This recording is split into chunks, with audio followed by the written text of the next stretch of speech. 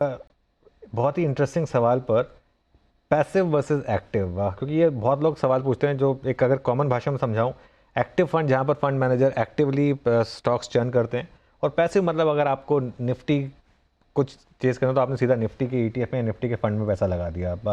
मोहित, data क्या कह रहा है 2025 का या 2026 के पहले महीने का? क्या एक्टिव में पैसा लगाना चाहिए या पैसिव में? देखिए, एक्टिव वर्सेस पैसिव का जो बैटल है अनुज, वो एक क्लासिक बैटल है, right? It's a battle of your conviction, and it's a battle which is going on globally for a long time now. US बाजार को अगर आप एक बेंचमार्क मानते हैं और वहां के आंकड़े देखें, तो अब वहां पर करीब करीब 52 से 54% जो एसेट है वो पैसिव में जा चुका है, और एक्टिव का शेयर कम हो चुका है, जो हिस्टोरिकली हमेशा ज्यादा हुआ करता था। भारतीय बाजार में भी अगर आप देखेंगे तो पैसिव का फ्लो बहुत बढ़ता जा रहा है। पैसिव का जो एयूएम है वो ग्रेजुअली काफी इंक्रीज हो रहा है। अगर आप डेटा देखें हर कैटेगरी का, तो जैसे लार्ज कैप की अगर मैं बात करूं, तो पिछले साल निफ्टी ने करीब 10 साढ़े 10% का रिटर्न दिया, 2025 का आंकड़ा है। और वहां पर करीब 31 लार्ज कैप फंड में से मेरे ख्याल से 10 फंड्स ने शायद इंडेक्स को बीट किया है।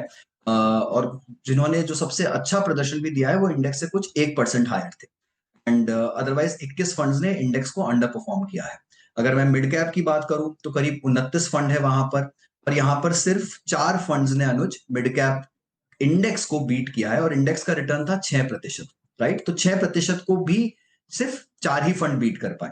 अगर मैं स्मॉल कैप की बात करूं तो यहाँ पर 29 फंड है फिर से, और वहां पर सिर्फ 13 फंड्स ने इंडेक्स को बीट किया है। इंडेक्स यहाँ पर -6.4 था। इसका मतलब जो best performing small cap fund था वो सिर्फ फ्लैट था, यानी 0% या 0.5% रिटर्न पे था। तो ओवरऑल अगर आप देखें तो ऐसा कोई फंड नहीं है जो बहुत कंसिडरेबली आपके लिए लार्ज लेवल पे अल्फा जनरेट कर रहा है, इंडेक्स को बहुत हैंडसमली बीट कर रहा है। यस, ईयर ऑन ईयर ऐसे कुछ ना कुछ फंड जरूर आते हैं हर कैटेगरी में जो अच्छी तरीके से इंडेक्स को बीट करते हैं, बट ओवरऑल अगर हम ट्रेंड देखें लार्जर बेसिस पे, तो बहुत सारे फंड्स अभी अंडर परफॉर्म करने लग गए हैं इंडेक्स को, बिकॉज साइज बहुत बड़ा हो गया है और उस साइज पर इंडेक्स को बीट करना मुश्किल हो गया है। तो यहां पर दो चीजें हो सकती है अनुज।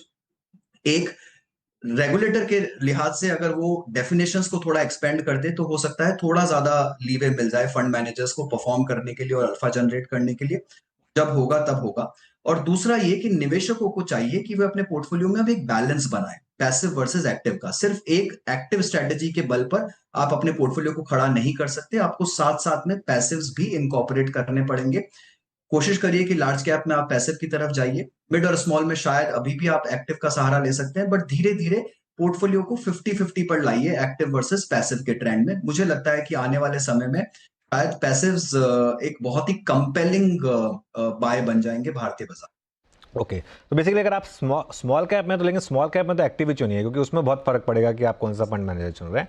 लेकिन अगर आप लार्ज कैप कर रहे हैं तो उसमें अगर आप पैसे भी चुन लेंगे तो ठीक हो जाएगा आपका काम। मोहित, बहुत बहुत शुक्रिया, मज़ा आया आपसे बात करके as always. Thank you so much आज हमारे साथ जुड़ने के लिए। ये जो 3-4 इंटरेस्टिंग टॉपिक हैं जो इस समय बर्निंग टॉपिक है मार्केट के, सभी को एड्रेस करने के लिए, और थोड़े से हिंदी के 1-2 मुहावरे सिखाने के लिए भी। Thank you so much. Thank you so much Anuj, always. Thank you.